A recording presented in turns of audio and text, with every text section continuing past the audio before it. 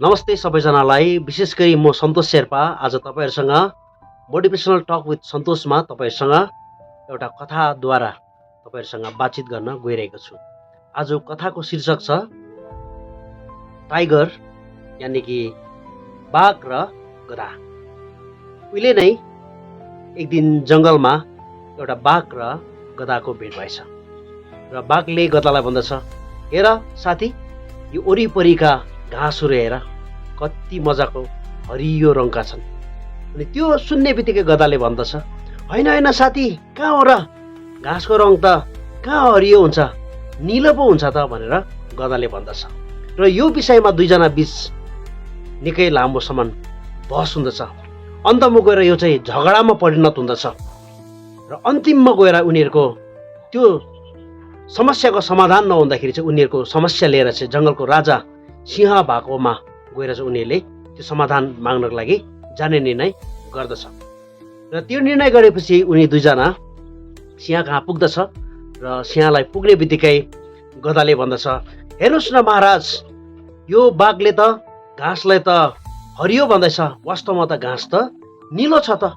तपाईँले यो बाघलाई चाहिँ आज हुनसक्छ भनेदेखिलाई आज नै अहिले नै तपाईँले चाहिँ यो बाघलाई चाहिँ पनिसमेन्ट दिनुपर्छ, उसलाई सजाय दिनुपर्छ भन्ने बित्तिकै बाघलाई भन्दछ सिंहले, ए बाघ, आजदेखि चाहिँ तँ 5 वर्ष चाहिँ चुप्प लागेर बस्नु, तँ आजदेखि बोल्नु पाउँदैन, हो घाँस निलो नै हुन्छ भनेर सिंहले चाहिँ गधाको पक्षमा भएर चाहिँ निर्णय लिँदछ।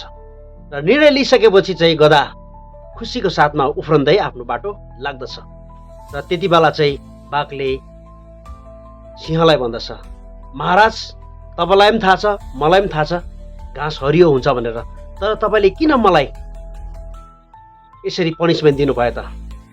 घाँस त हरियो कलरको हुन्छ, रङको हुन्छ भनेर भन्दाखेरि त्यति बेला सिंहले भन्दछ, हो घाँस चाहिँ हरियो नै हुन्छ, यो तिमीलाई पनि थाहा छ, मलाई पनि थाहा छ, तर तिमीलाई मैले किन पनिसमेन्ट दिएको याद छ? तिमीलाई पनिसमेन्ट दिनुको मुख्य कारण चाहिँ तिमीले गधा जस्तोसँग चाहिँ बहस गर्दछौ।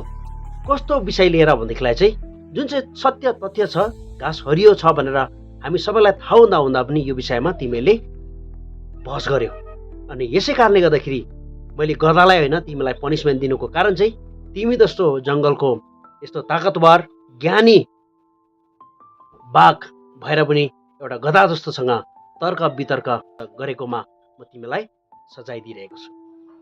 यस कथाबाट हामी के सिक्छौँ भनेदेखिलाई धेरैपल्ट मानिसहरू आफ्नो घमण्डको कारणले गर्दाखेरि, आफ्नो अज्ञानताको कारणले गर्दाखेरि त्यो गधा जस्तै मानिसले कतिवटा कुराहरू बुझ्न सक्दैन। र त्यति बेला हामी के गर्छौँ भनेदेखिलाई मानिसहरूलाई ती सत्य तथ्य कुराहरू बुझाउने कोसिस गर्दछौँ र त्यो हाम्रो लागि एउटा समयको बर्बाद मात्र हुँदछ। र यति मात्र होइन, धेरैपल्ट हामी ज्ञानी बनाउँदो मानिसहरू चाहिँ हामी मूर्ख मानिसहरूसँग बहस गरिरहेको हुन्छौँ। यो बहस गर्नाले हामी पनि त्यो मूर्ख मानिस जस्तो हुँदछौँ। र जसरी त्यो बाघले पनिसमेन्ट पायो, सजाय पायो, हामी पनि त्यस्तै त्यो बाघ जस्तो सजायको योग्य हुँदछौँ।